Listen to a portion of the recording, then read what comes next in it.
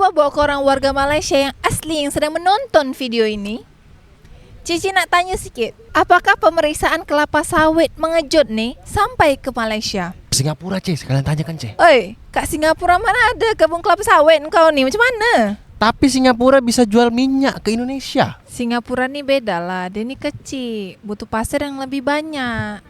Biar wilayahnya ni lebih besar lagi pun. Tapi kalau Singapura beli pasir ke Indonesia kan, dapatlah Indonesia nih pemasukan ya kan. Dapat bayar utang sikit-sikit cicil-cicil gitu. Tapi masalahnya, kalau nak keruk-keruk pasir dari Indonesia lagi pun, nanti pulau-pulau dekat Indonesia ni habis pun.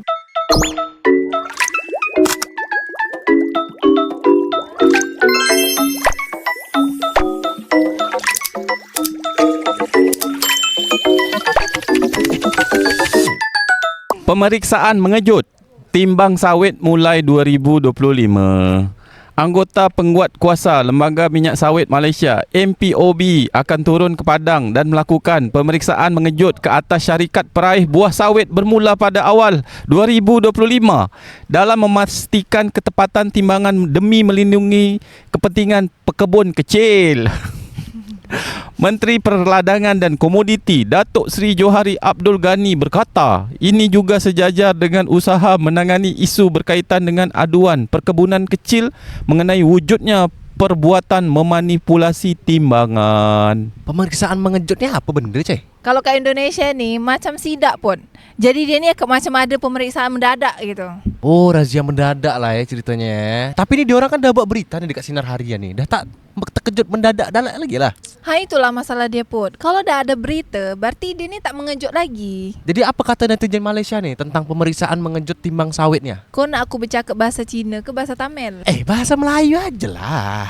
Pemeriksaan mengejut dah umum awal. Tak adalah mengejut sangat, kata Sapri. Kan betul kan, dah tak mengejut. Aku dah tak terkejut juga dah. Dikasih tahu. Bagus-bagus, lagi baik buat penyamaran. Naik lori timbang sama tak dengan berat asal, kata Amiruddin. Oh, ini di Indonesia sering terjadi, Cik. Terutama tentang getah. Inilah uniknya Malaysia. Kata nak buat surprise, tapi haba awal-awal dah surprise tu nanti awal tahun depan. Senanglah mangsa-mangsa nak buat terkejut-kejut.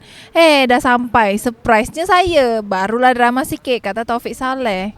Itu. Ini macam ada drama-drama di dalam berita mengejut. Orang nak buat mengejut lepas operation baru pause. Sini ni tak belum operasi lagi, dah bagi tahu, kata Muhammad Azril. Harusnya kerajaan Malaysia ni bikin diam-diam. Habis tu baru bikin mengejut.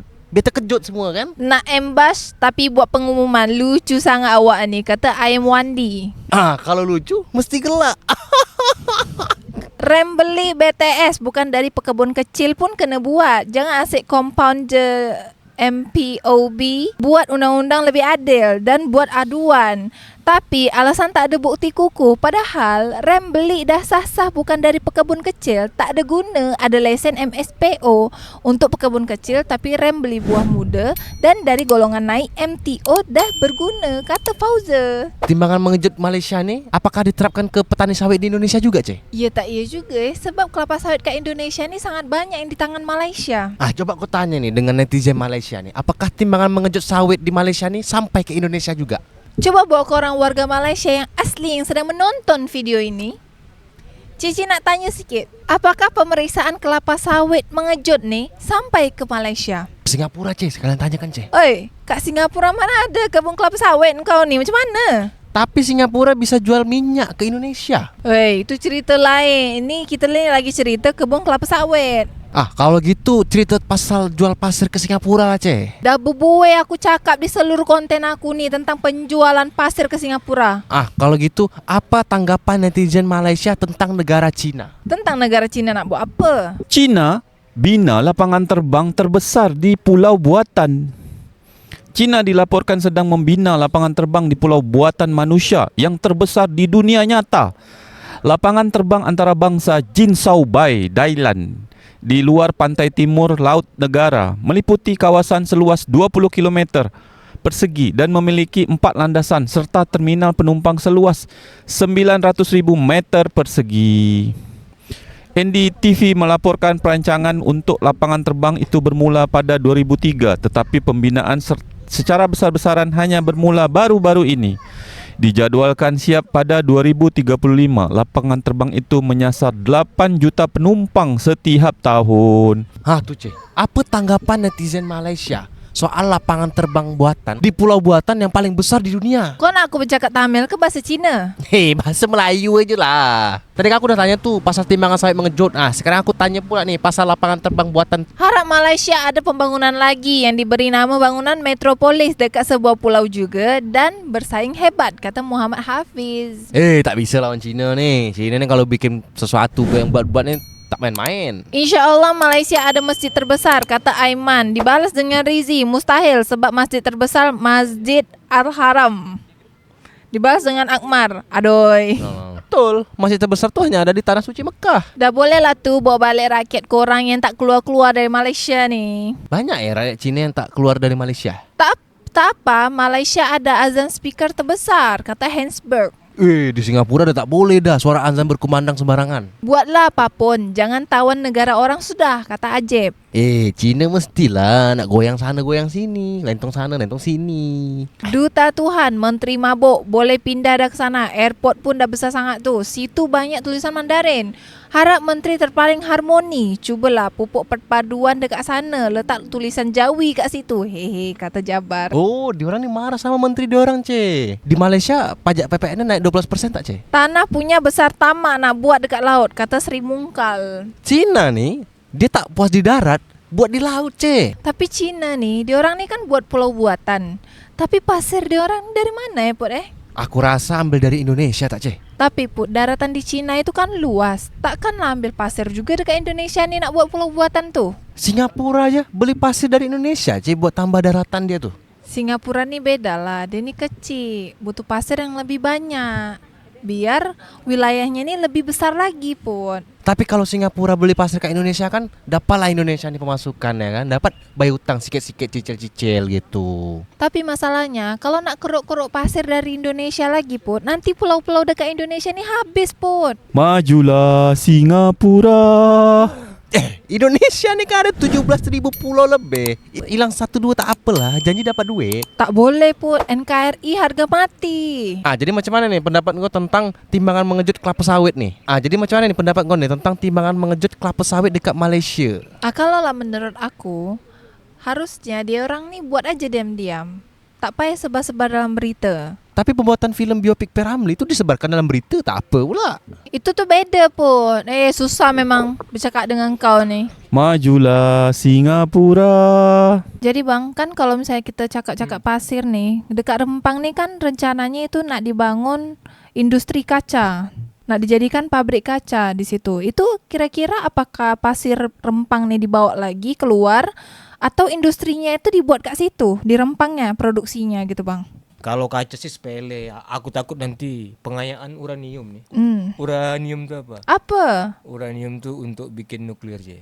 Oh. Jadi kalau kalau kau punya skincare pakai uranium, muka kau nih glowing. Dunia dan akhirat ya. Glowing pakai berbahan uranium tuh bang? Betul tak kau nih bang? Everlasting beauty. Betul tak kau nih bang? Betul, sedangkan kapal selam aja kalau pakai bahannya uranium tuh 30 tahun boleh belayar, tak pakai berhenti. Jangan sampai aku ke Rempang, aku cari uranium nih bang, habis dengar cakap engkau bang. Kalau kaca tuh nanti kayak lagu tuh, gelas kaca. Cuman kalau nuklir kan perdamaian. Jadi kita sekarang tinggalkan dulu Rempang nih bang, sebab dah Rempang. terlalu complicated lah bang. Jadi kita coba ngelihat menggeser sedikit ke Kuala Riau. Oh sih? Jadi kan Pelantar Kuning nih nak direnovasi bang dengan pemerintah. Dah tu dibuatlah dengan PT Pelabuhan Kepri, itu dibuatlah pelabuhan sementara ke Penyengat. Nah jadi ada penambang pompong yang setuju, ada juga penambang pompong nih yang tak setuju bang. Nah kalau abang nih yang setuju atau yang tak setuju dibuatnya pelabuhan sementara nih dekat Kuala Riau nih. Terus kira-kira Pelantar Kuning ini kapan siapnya nih bang? Aduh pertanyaan kau nih bikin aku nanti takut nak pergi Penyengat pada hari raya Kau kan tahu aku nih mak aku orang Penyengat, bapak aku orang Tanjung. Kalau kau tanya kayak gini, aku takut nanti aku tak sampai dekat Penyengat. Kenapa pula bang?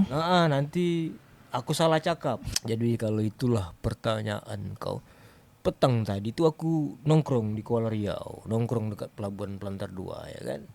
Dan aku tengok di dermaga yang dipersiapkan oleh PT Pelabuhan Kepri itu kan, dermaga kan ada shelternya, ada tempat parkir, ada jetty juga buat turun, ada beberapa pompong ya kan.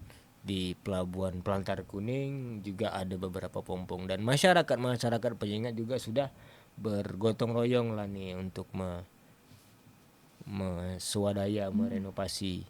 Aku pakai bahasa kias saja lah nih, biar tidak menimbulkan gejolak yang lebih parah. Jangan sampai nanti pasal dermaga nih lembu yang punya susu, kerbau pula yang dapat nama. Betul. Ya kan? Naga pula yang jadi bintang iklan. Terus beruang nama mereknya. Oh iya. Ya kan, karena kayaknya nih begitu udah dengar-dengar angka-angka jelas dari CSR MCC.